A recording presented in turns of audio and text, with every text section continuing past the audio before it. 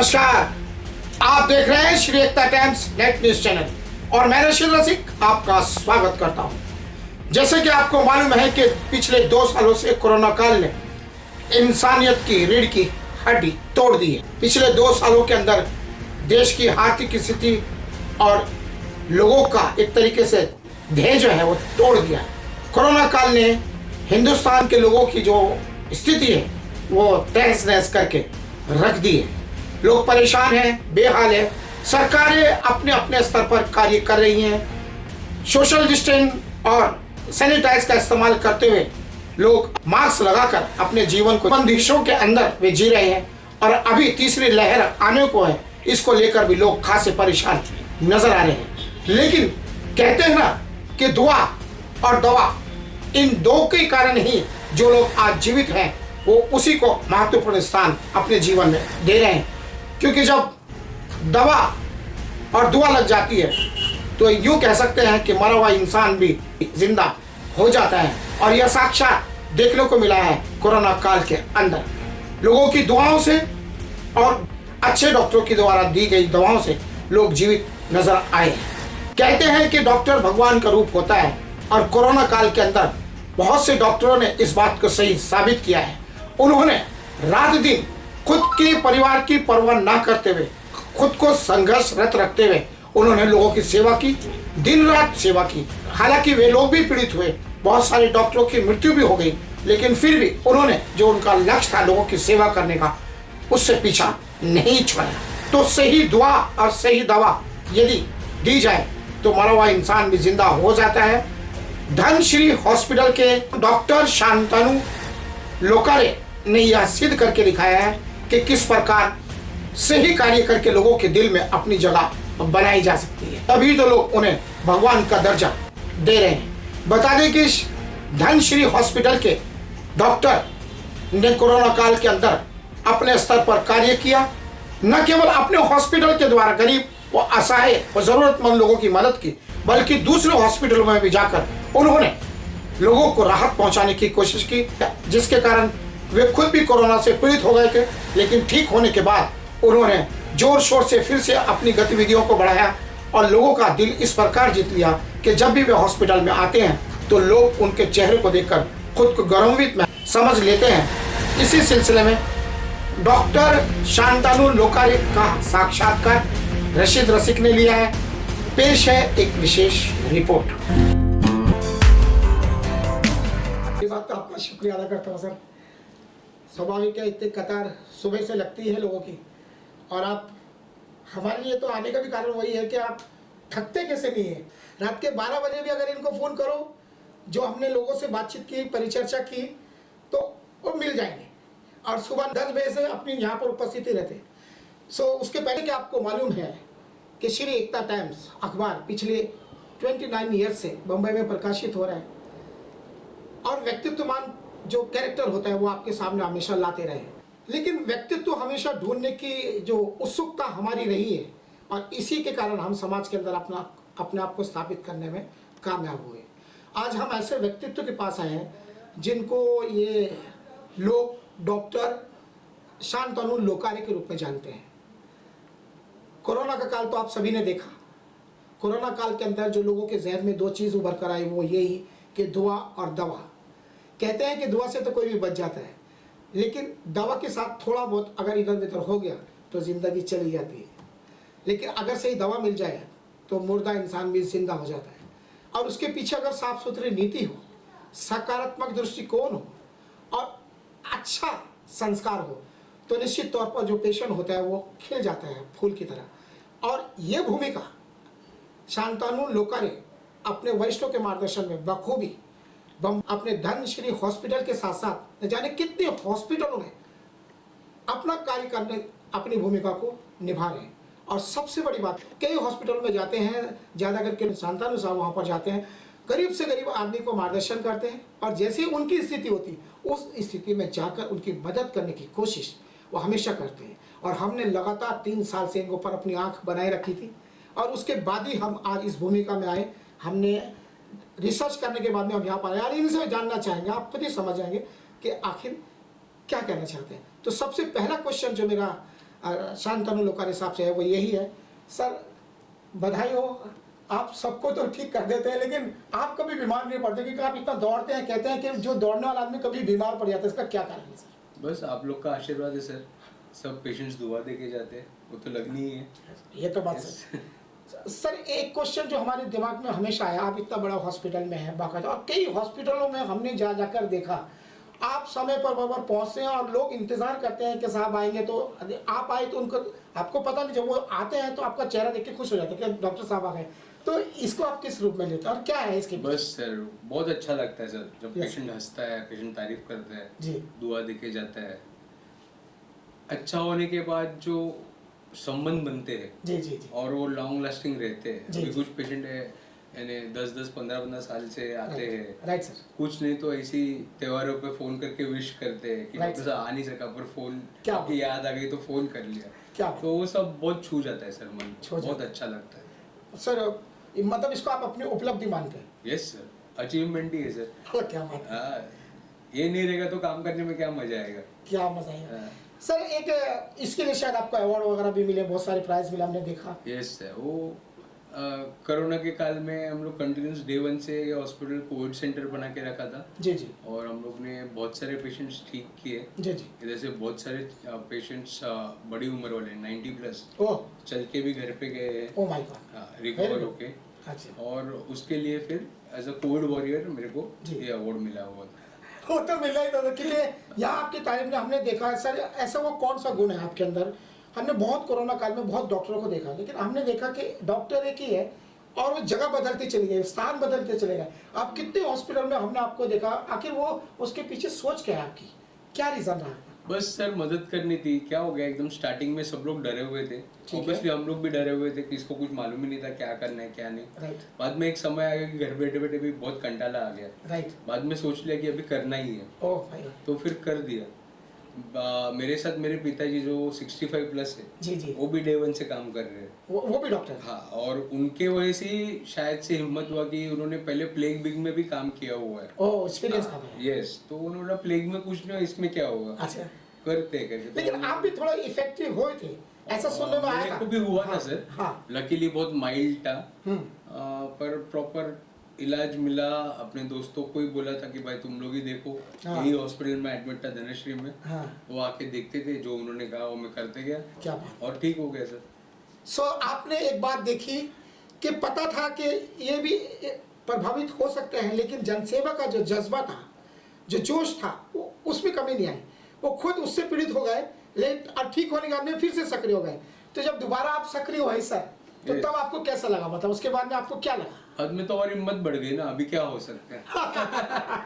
अभी Very good. Shield आ गया है, तो बाद में तो और जोश से काम किया। जोश से। और स्पेशली मेरे को फर्स्ट वेव एंड में हुआ था, अच्छा, और रिकवरी के बाद जो सेकेंड वेव आया वो बहुत बुरी तरह से हिट हुआ था। राइट। यानी पेशेंट बहुत ज़्यादा सीरियस हो रहे थे, हॉस्पिटल्स में बेड नहीं थे, ऑक्सीजन की मारामारी थी।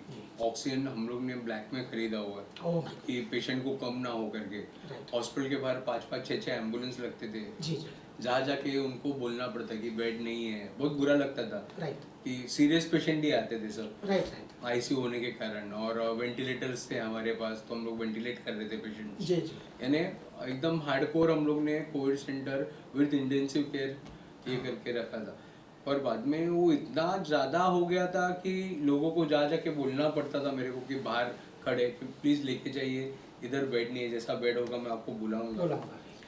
और उसमें तो बहुत हिम्मत थी, पर बाद में ये सब देख के हिम्मत टूटी भी थी सर। कहीं आपको ऐसा नहीं, मुझे तो नहीं लगता, क्योंकि आप ही ने तो सब कंट्रोल किया, आपकी हिम्मत कहाँ? सर वो चेहरा अलग था, पर मन में जो ये थे डर कि 10-10 पेशेंट वेंटिलेटर पे sir, oh my God, oxygen खत्म हो गया रात को तो क्या करेंगे। क्या करेंगे? हाँ, और देखो सर कैसा रहता है, क्रिटिकल पेशेंट रहता है तो डेथ होती है, राइट, और डेथ कोई भी उम्र में एक्सेप्टेबल नहीं होता। Yes, कि वो एजेड 90 साल के एजेड आदमी हो या 27 साल का जवान आदमी हो, Right. तो एक को डर बना रहता था कि बाप रे क्या हो रहा है। Right sir. हाँ, और सब जगह वही था सर, सब सर, जगह वही था। बहुत अच्छा लगा। मैं ये क्वेश्चन आपसे इसलिए करना चाहूँगा क्योंकि आपका जो अस्तित्व हमें नजर आया वो नीति के ऊपर है। डॉक्टर एक ऐसा पेशा है, निश्चित तौर पर लोग डॉक्टर को भगवान बोलते हैं, लेकिन ये भगवान शब्द की ऊंचाई को प्राप्त करने के लिए परिश्रम है, नीति है, साफ सुथरा। आप कुछ लोग बदनाम भी हैं, तो उस बारे में आप क्या कहना चाहेंगे, इस पेशे के संबंधित क्या कहना चाहेंगे सर? सर अभी आपने तो सिद्ध किया खुद को, क्या कहना चाहेंगे? आम की पेटी है तो उसमें कुछ आम तो खराब निकलेंगे, ओह। ह्यूमन नेचर है सर। स्वाभाविक है।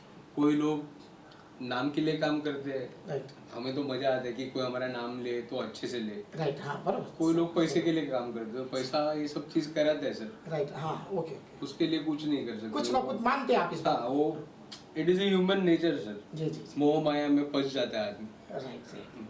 और आप उसमें नहीं फंसे कहीं, ये संस्कार माँ बाप का कहीं कहीं yes. ये यार दोस्तों का, किसको क्रेडिट है? दोस्त भी अच्छे मिले। मैंने डैड इधर अभी 40 साल से प्रैक्टिस कर रहे ओह हैं माय गॉड, और बहुत गरीबी क्या नाम से उनका? डॉक्टर विश्वनाथ लोकरे। Okay sir. बहुत गरीबी से आए मेरे पिताजी। Yes. 10x10 की कोली में 6 भाई, माँ बाप और 2 बहनें रहते थे। इसलिए वो जज्बा आपके दिल में भी है? यस, और उन्होंने जो किया है कि ट्यूशन लेके पढ़ाई की है, रात को लैंटर्न के नीचे पढ़े हैं, उधर से लेके साम्राज्य बनाया उन्होंने। तो उन्होंने वही बोलते कि भाई चीटिंग मत करना, भगवान सामने से देगा। क्या बात, वेरी हाँ? Good very good. तो चीटिंग मत करना कभी। तो बस वही लेके चल रहे कि भाई अपने से चीटिंग नहीं होना चाहिए क्या करके। बात यस, तो अभी भी डैड प्रैक्टिस करते हैं। अच्छा। हाँ यस, और अभी भी मैं उनको देखता हूँ। हाँ तो अभी तक तो ऐसा कुछ उन्होंने किया नहीं है, तो उनका तो अच्छा ही हुआ है। हाँ हाँ, तो वही राह पे चलने की कोशिश चल रही है कि बिना किसी का नुकसान किए बहुत बढ़िया। और अच्छा ही हो, अपने से ऐसी कोशिश करते हुए आगे बढ़ना है सर। आप खुद को पूरी तरह संतुष्ट मानते हैं? नहीं सर, अभी तो बहुत ऊंचाई चुनी है, बहुत कुछ बहुत काम करना है सर, My बहुत God. बहुत काम करना है। अभी तो जस्ट चालू हुआ है। शुरुआत हुई है। लेट्स सी, भगवान का हाथ रहा, ऊपर वाले का साथ रहा तो आगे बढ़ेंगे सर। आप किस तरीके से, मतलब जो जो पेशेंट वगैरह आते हैं, जैसे कि आपने खुद बताया कि कभी कभी आप उनके व्यवहार से, मतलब उनका जो कोरोना काल में भी आप थोड़े से परेशान से नजर आए, Yes. तो आप पेशेंट से क्या चाहते हो, क्या पेशेंट किस तरीके से अपने को खुद को संभाले, संदेश कहते हैं सर डॉक्टर कैसे है आप, अभी तक कोरोना गया नहीं है। जी जी सोशल डिस्टेंसिंग बहुत इंपॉर्टेंट है, मास्क पहनना इंपॉर्टेंट है, फ्रीक्वेंट हाथ धोना जरूरी है। जी जी जिधर सैनिटाइजर है तो सैनिटाइजेशन आप कर सकते हैं। जी। अभी ऐसा हो गया कि लोग भूल गए कि कोरोना आ गया था, और मॉल में सब जगह, ओह। ट्रेन में, अधिकतर। बस में जो दिखता है वो बहुत डेंजरस सिचुएशन है। ये सिचुएशन कभी भी पलट सकती है। तो जो 2 साल हम लोग ने बीता है उसको याद रखते हुए और मद्देनजर रखते हुए थोड़ा प्रिवेंशन और सोशल डिस्टेंसिंग रखना ज़रूरी है लोगों को। अभी तक गया नहीं है पूरी तरीके से, थर्ड वेव भी आने की बात हो रही है जी हाँ कि 1-2 महीने में शायद से थर्ड वेव हिट हो सकता है। जी। तो सब अपना अपना ख्याल रखेंगे तब पूरे देश का ख्याल रख पाएंगे। लोगों ने छोड़ दिया तो देश डूब जाएगा। क्योंकि 2 लॉकडाउन तो हो चुके, तीसरा लॉकडाउन मेरे को नहीं लगता और कोई सह पाएगा अभी। सही पाएगा, सही बात है।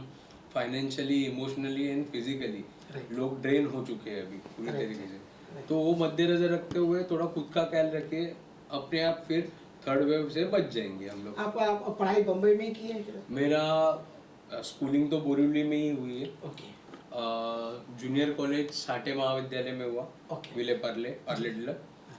MBBS के लिए मेरे को KJ सोमा में मिला था एडमिशन, राइट। और बाद में फिर पोस्ट ग्रेजुएशन MD मेडिसिन के लिए मेरे को वर्धा नागपुर जाना पड़ा, oh Jawaharlal Nehru medical college में। जी जी और उसके बाद पूरा practice start to end Borivali से ही चालू किया है।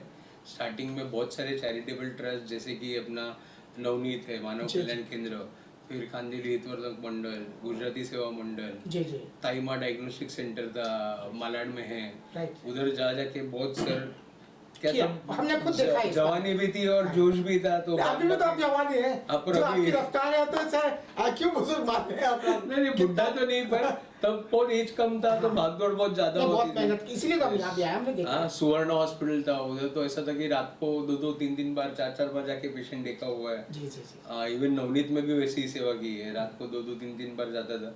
पर अभी जैसे जैसे प्रैक्टिस बढ़ गई तो थोड़ा एक ही जगह बैठ के धनश्री हॉस्पिटल में अभी मैं कर रहा हूँ।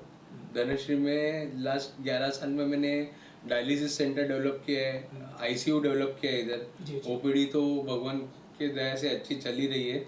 मेडिसिन OPD मैं और मेरे पिताजी देखते हैं। ऑर्थोपेडिक में 2-3 ऑर्थोपेडिक है, डॉक्टर ऋषभ तिवारी, डॉक्टर मितेश वल्लवी है अपने पास। हम लोग इधर जॉइंट रिप्लेसमेंट्स, हिप रिप्लेसमेंट्स और ट्रॉमा अच्छा खासा कर रहे हैं। मेरा भाई है डॉक्टर शार्दुल लोकरे, वो ओरल सर्जन है, तो बहुत सारा एक्सीडेंट केसेस, ओरल कैंसर्स, बच्चों के जो लिफ्ट रहते हैं Right. वो सब हम लोग इधर कर रहे हैं। गायनेक वर्क भी है हमारे पास, तो गायनेक में भी डिलीवरी छोड़ के बाकी सब यानी वो इधर करते हैं। मतलब पूरा फैमिली उस इन्वॉल्वमेंट है। यस सर, बाकी सब लोग भी अपनी फैमिली ही है सर। नहीं वो तो वो निश्चित है। बेसिकली आप अच्छे रहते तो आपके साथ अच्छे लोग अपने आप जुड़ जाते हैं सर। एक क्वेश्चन मेरा आपसे है, आपको जो परखने 3 साल में जो आपको परखने को हमें जानने को मिला, जब आप पेशेंट से बात करते हैं और हर पेशेंट अपनी स्टोरी स्थिति सामने रखते हैं, तो आप अपने को किस हिसाब से तैयार करते हैं उसके सामने? सर मेरा दया का दृष्टिकोण तो झलकता है, लेकिन उस वक्त आपके जहन में क्या चलता है? दया सर सेकेंडरी हो गया। जब मेरे पास पेशेंट आते हैं ना, वो पहले से ही तकलीफ में रहते हैं। Oh my God, right. वो तकलीफ में है इसलिए डॉक्टर के पास आता है। Right sir. और बहुत ऐसा झिझक लेके आता है, बहुत टेंशन में आता है। तो मेरा एक ही ये रहता है कि मेरे सामने वो बैठे 2 मिनट में वो रिलैक्स हो जाए और फिर खुल के अपने सब बोलते हैं ना गम या तकलीफें है वो बाहर निकाले, तो मैं उसकी और अच्छे से ये कर सकूँ। तो मेरा बेसिक एज अ डॉक्टर, मैंने बहुत डॉक्टर को देखा कि रूडली बात करेंगे, अपना ये दबाएंगे, तो उसमें वो पेशेंट कंफर्टेबल नहीं होता sir. I want to make patient comfortable कि वो मेरे साथ आए तो एज अ फ्रेंड आए कभी भी। तो उसमें क्या होता है, वो लोग एक तो खुल के बोलते भी है और 2 मीठी बात करने से ना सर पेशेंट आधा तो वैसे ही ठीक हो जाता है। ओह राइट, सच ये मेरा एक्सपीरियंस रहा है। नहीं आप अपनी जगह जब वो इधर से उठ के बाहर जाता है ना, उसके मुंह पे स्माइल रहना मांगता है। राइट। तो वही मेरा ये रहता है, एम रहता है कि जब पेशेंट आए तो मेरे सामने मेरे पास से जाए तो हंसते हुए जाए। तो इतना बड़ा हॉस्पिटल आप चला रहे हो, इतने सब कुछ सारी गतिविधियां कर रहे हैं, जब आप कभी टूटते हैं, हर इंसान है, फितरत है, टूट जाते हैं, तो उस वक्त आप क्या करते हो? क्योंकि बहुत बार सोचा गया, जब हम इंटरव्यू करते हैं तो सोचते हैं जब हम इस व्यक्तित्व के पास जा रहे हैं कभी तो वो टूटता होगा, तो उस वक्त आपके जहन में क्या? बहुत यानी खुद ऐसे मौके आते हैं कि जिधर गिर जाते हैं, विश्वास टूट जाता है, कॉन्फिडेंस जाता है। कुछ नहीं सर, घर जाने का, वाइफ को बताता हूँ कि ऐसा ऐसा हो गया है, 2 बातें कर लेते, रात को खाना खा के सो जाने का, next day is a new fight, बस आ जाने का सर। सर आपका पूरा नाम क्या? पूरा नाम मुझे? मेरा नाम शंतनु विश्वनाथ लोकरे। ओके सर, और कुछ कहना चाहते हैं सर? बस सर, आप जैसे लोग मिलते रहे और नाम हो, विश्वास लोगों का बना रहे, बस यही दुआ रहेगी भगवान से। और बाकी सब सर, किसको भी कुछ भी रहेगा तो प्लीज़ आ जाइए, मैं इधर ही बैठा हूँ सर। सो आपने देखा कि इस दुनिया के अंदर हर आदमी अपने अपने क्षेत्र का किंग कहलाता है, लेकिन जो प्रश्न समाज में खड़ा होता है वो यह कि जो वो रोल, जो भूमिका अदा करता है अपने क्षेत्र की, क्या वो 100% संतुष्टि देने लायक होता है कि नहीं होता है?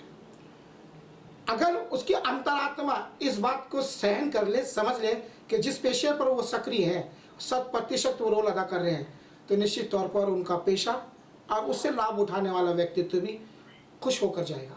और मुझे लगता है डॉक्टर शांतनु साहब जो हैं इस रोल को करने के आदी हो चुके हैं।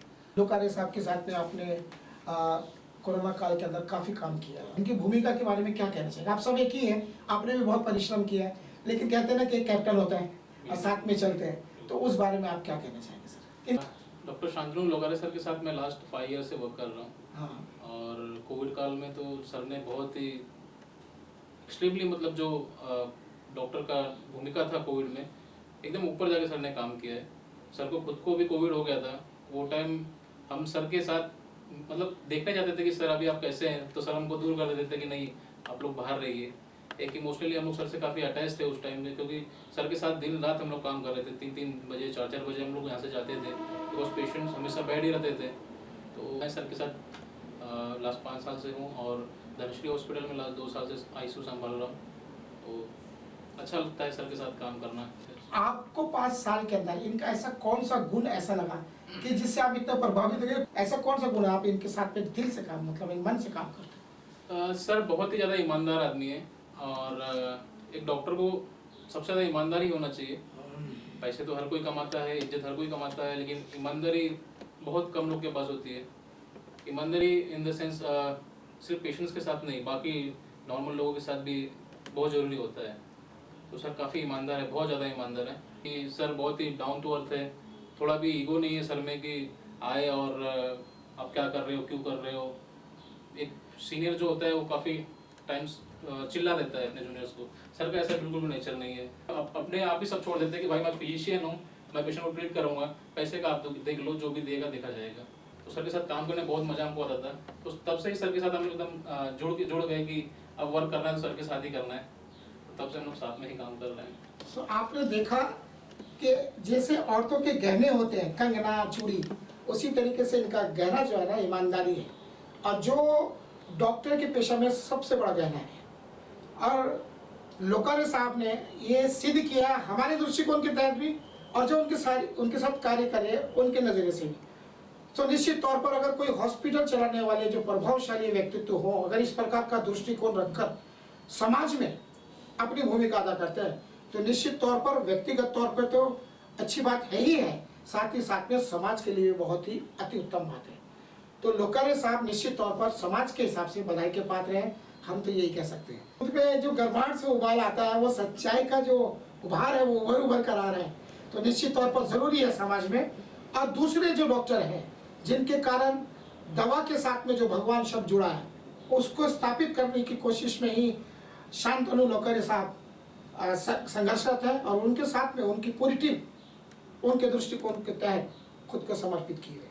सो फिर से मैं यही कहूँगा कि मैं बोरीवली से धन श्री हॉस्पिटल से रशीद बोरीवली से, थैंक यू।